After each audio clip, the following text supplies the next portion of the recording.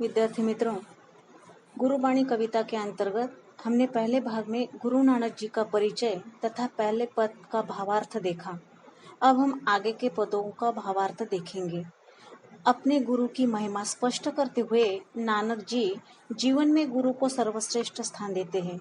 गुरु के द्वारा दिया गया ज्ञान शिष्य की सर्वश्रेष्ठ पूंजी होती है। अब मैं पहले आगे की जो पद है उन पदों को पहले मैं पढ़ूंगी। अगर आपके पास पाठ्य पुस्तक है तो आप पाठ्य पुस्तक खोलकर इन पदों को देख सकते हैं। तो हमारा दूसरा पद है, पहला पद पहले वाले वीडियो में हमने देख लिया भावार्थ के साथ। अब दूसरे पद से हम शुरू करते हैं। अब मैं दूसरा पद पढ़ने जा रही हूँ। पद है, जली मोह घसी मसी करी, मती कागज करी सारू, भाई कलम करी चितु लेखारी, गुरु पूछी लिखू बिचारी, लिखू नाम सालाह लिखू, लिखू अंत न पारावार। तो इसका भावार्थ पहले देखते हैं, लेकिन भावार्थ देखने से पहले कुछ शब्द हैं यहाँ पर जिनके अर्थ मैं स्पष्ट करूंगी ताकि पद समझने में आसानी हो जाए।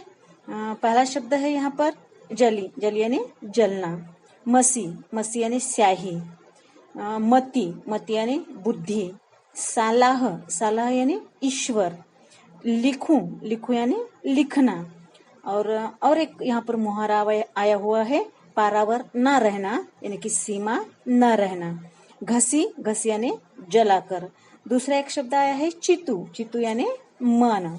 अब हम प्रस्तुत पद का जो भावार्थ है उस भावार्थ को देखते हैं। सामान्य मनुष्य के मन में मोह, माया, ममता, आसक्ति होती है। हम हमेशा मोह माया के चपेट में आ जाते हैं। नानक जी कह रहे हैं, अपने पास जो मोह है उसे जलाकर उसकी राख कर दो। परंतु सामान्य जन के लिए मोह माया से मुक्त होना आसान नहीं होता।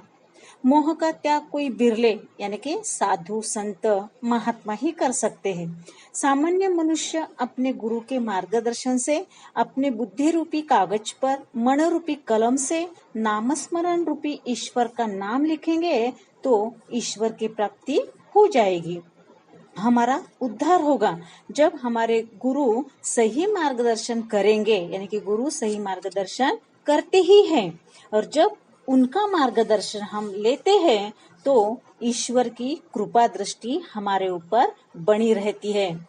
प्रभु कैसे है, यानी कि ईश्वर कैसे है, तो अनादि है, अनंत है, उनका कोई पारावार नहीं है।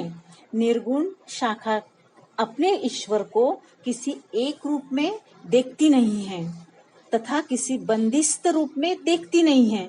तो निर्गुण ईश्वरीय कैसा होता है, तो निर्गुण निराकार होता है, पूरे ब्रह्मांड में उसका अस्तित्व होता है।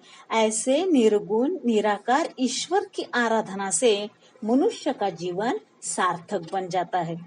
यह प्रस्तुत पद का भावार्थ यहाँ पर हो चुका है। अब अगला पद हम देखते हैं। अगले पद को मैं पहले पढ़ूंगी और उसके बाद उसका भावार्थ स्पष्ट करूंगी। पद है, मनरे अहिनिसी हरि गुण सारी, मनरे अहिनिसी हरि गुण सारी, जिन खिनु पलु नामु, न बिसरे ते जन विरले संसारी। ज्योति ज्योति मिलाइए, सुरति सुरति संजोगु, हिंसा हऊ में गतु गए नाही, सहसा सोगु। गुरु मुख जिसु हार, मनी बसे तिसु मेले गुरु संजोग। अब यहाँ पर जो पद अभी हमने देखा उस पद के जो शब्द है उन शब्दों को हम देखते हैं। शब्द है अहिनिसी, अहिनिसी शब्द का अर्थ है दिन रात। सारी, सारी यानी स्मरण। जिन, जिन यानी जो। खिनु, खिनु यानी बिरले असामान्य लोग। पलु, पलु यानी पल या क्षण। नामु, नामु यानी नामस्मरण। हु में, हु में यानी अहंकार में। संजोगु, संजोगु यानी तल्लीन होना, और बिसरे यानी भूले। तो चलिए इसका भावार्थ हम देखते हैं। नानक जी अपने मन से कह रहे हैं, यानी कि अपने आप को भी कह रहे हैं, हे मन, तू सदा ईश्वर का नाम लेते रहना, दिन रात भगवान की भक्ति कर ले, यह भक्ति, यह नामस्मरण एक ऐसी शक्ति है जिससे ईश्वर की प्राप्ति होती है। अब हम अपने बुद्धि के अनुसार, श्रद्धा भाव के अनुसार ईश्वर की उपासना करते हैं, ईश्वर की पूजा अर्चना करते हैं। कोई ईश्वर की मूर्ति को पूजित करता है, कोई ईश्वर को मूर्ति में देखता है, तो उस मूर्ति की पूजा अपने अनुसार, अपने रीत रिवाज के अनुसार उसकी पूजा अर्चना की जाती है, उसे फूल मालाएं चढ़ाई जाती है। परंतु नानक जी के अनुसार यह सारे बाह्य आडंबर है, यह केवल कर्मकांड है। ऐसा दिखावा करने से ईश्वर मिलता नहीं। केवल मन से ईश्वर का नामस्मरण करो, अपने आप ईश्वर की प्राप्ति हो जाएगी।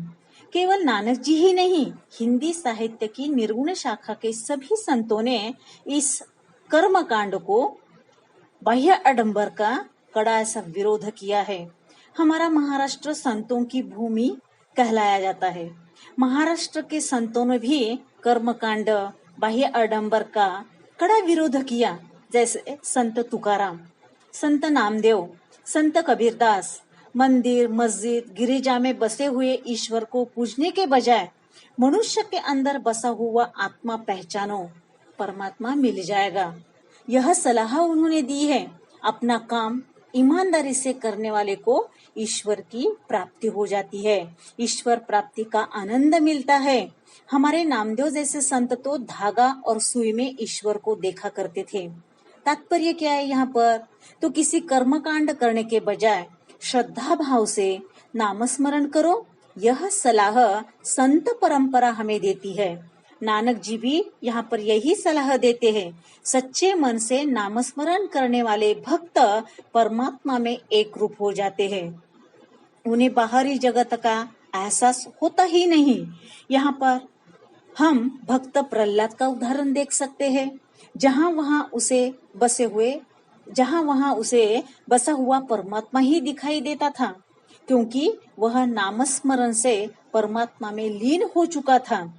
परंतु नानक जी आगे कह रहे हैं, अहंकारी लोग सच्चे मन से ईश्वर का नाम नहीं ले सकते, इसलिए वे परमात्मा में एक रूप नहीं होते और उन्हें परमात्मा की प्राप्ति भी नहीं होती।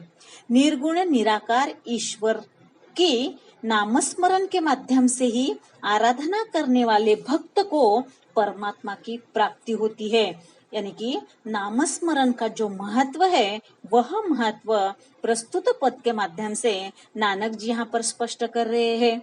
अगला पद देखते हैं। अगला पद पहले मैं पढ़ूंगी, आप देख लीजिएगा। तेरी गतिमति तू ही जाने, क्या को आँखी बखाने। तू आपे गुपता आपे प्रगटू, आपे सब रंग भाणे। साधक सिद्ध गुरु वहु चेले, खोजत फिरही फरमाणे। समही बधु पाई इह भिक्षा तेरे, दर्शन कहु कुरवाणे। उसी की प्रभु खेल रचाया, गुरमुख सोवी होई। नानक सब जुग आपे वरते, दूजा और न कोई। पद आपने देख लिया। अभी हम प्रस्तुत पद में आए हुए जो शब्द है, उन शब्दों को देखते हैं। शब्द है गति, गति यानी अवस्था, गति यानी अवस्था। आँखी, आँखी यानी आँखों से। मिति यानी शक्ति। बखाणी, बखाणी यानी वर्णन करना। आपे, आपे यानी स्वयं। गुप्ता यानी अप्रकट होना। भाने यानी कि अच्छा लगना। चेला यानी शिष्य। फिरही, फिरही यानी घूमना। साधन, साधन यानी भक्त। सिद्ध यानी सिद्धि प्राप्त करने वाला। समही, समय यानी कि के समान, उसके समान। पाई, पाई यानी पाना। बधु, बधु यानी नामस्मरण। इह, इह यानी यह। कुरवाणे, कुरवाणे यानी कर देना। बरते यानी विद्यमान रहना। सोही, सोही यानी वही। अब यह शब्द हुए हैं। अब शब्द हो जाने के बाद हम पद का जो भावार्थ है वह भावार्थ देखते हैं। यहाँ पर एक बात मैं पहले स्पष्ट करूंगी। निर्गुण शाखा के चाहे कबीरदास हो, चाहे गुरु नानक जी हो, इनकी भाषा में कई सारे शब्द अन्य भाषाओं के, अन्य बोलियों के आते हैं, इसलिए इनकी भाषा को सद्गुणी भाषा कही जाती है। जो हमें थोड़ी सी कठिन लगती है, लेकिन इनका भावार्थ अत्यधिक सीधा तथा सरल होता है। प्रस्तुत पद में नानक जी कह रहे हैं कि हे प्रभु, आपके अंदर कितनी शक्ति है यह केवल आप खुद ही जानते हो। तुम्हारा रूप, तुम्हारे गुण, तुम्हारी शक्ति अलौकिक है, जिसे नापना, तोलना, समझना असंभव है। तुम कहाँ प्रकट होते हो और कहाँ लुप्त हो जाते हो, यह तो तुम्हें ही पता है। संपूर्ण चराचर में बस आप ही समाये हुए हो। दिखाई देने में तो अलग अलग कई सारे धर्म हैं, पंथ है, परंतु तुम तो एक हो। अलग अलग नामों से तुम्हें भक्त संबोधित करते हैं, लेकिन तुम एक ही हो। प्रकृति के हर कण कण पर तुम समाये हुए हो। प्रकृति तुम्हारी इच्छा से चलती है। प्रकृति के हर रहस्य को तुम जानते हो। तुम तो सगुण भी हो, निर्गुण भी हो। भक्त जिस श्रद्धा भाव से तुम्हें देखता है, उस रूप से तुम दिखाई देते हो।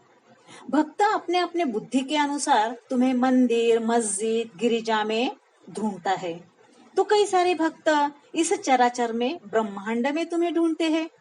सृष्टि के हर जीव के अंदर तुम समाये हुए हो।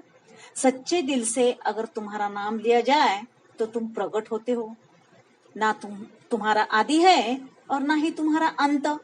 जन्म मृत्यु के चक्र से तुम मुक्त हो। इसलिए तुम्हें पाने के लिए किसी कर्म कांड तथा बाह्य आडंबर करने की बिल्कुल जरूरत नहीं है।